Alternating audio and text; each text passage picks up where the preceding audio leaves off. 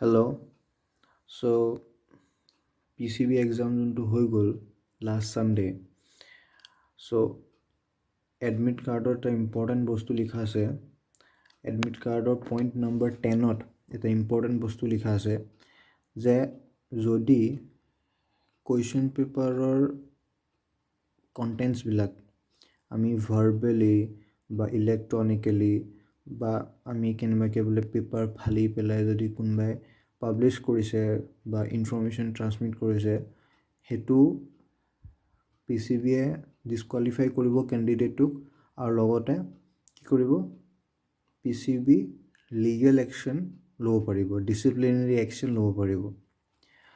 চ' মইতো ক'ব নোৱাৰোঁ যে পৰীক্ষাত কি আহিছিলে, কেনেকুৱা আহিছিলে বা কেনেকুৱা ধৰণৰ কুৱেশ্যন আহিছিলে, বাট এটা কথা হৈছে কি বহুতৰ এক্সাম বেয়া হৈছে। বহুতৰে এক্সাম বেয়া হৈছে কিয় কনচেপ্টছ নাই, একো কনচেপ্ট নাই, চবে মুখস্থ কৰি আহিছে। টয়লেটত গৈছোঁ মই, চবে চিটছ লৈ আহিছে, চিম্পল নিউমেৰিকেলছবিলাক কৰিব নোৱাৰে।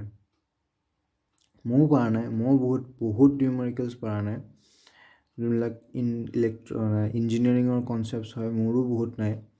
চ' চবে মুখস্থ কৰি আনিছে। It is not UPSC, okay. মুখস্থ কৰিব নোৱাৰা ইয়াত।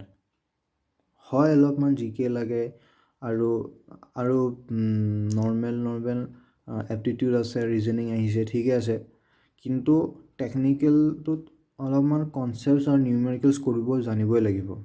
সেইকাৰণে বহুতে মুখস্থ কৰি আহিছে আৰু বহুতৰ এক্সাম বেয়া হৈছে।